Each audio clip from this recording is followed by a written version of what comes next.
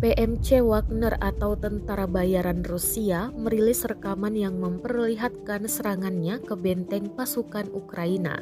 Rekamannya diunggah di Telegram pada Rabu 16 November 2022. Serangan ini dimaksudkan untuk memancing pasukan Ukraina keluar dari bentengnya.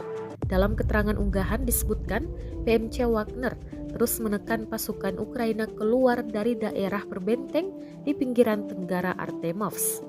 Kamera drone merekam pasukan Ukraina yang keluar dari benteng setelah rentetan serangan berdatangan. Dan diketahui, perang yang terjadi di antara pasukan militer Rusia dengan Ukraina hingga Kamis 17 November 2022 telah berlangsung selama 267 hari. Konflik yang terjadi di antara negara bertetangga tersebut sampai saat ini masih berlanjut dan belum tampak akan segera berakhir.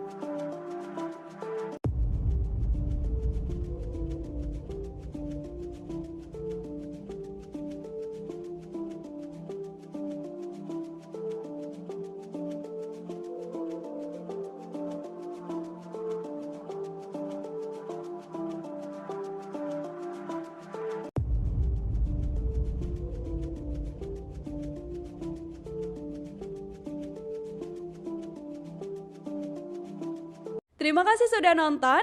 Jangan lupa like, subscribe, dan share ya.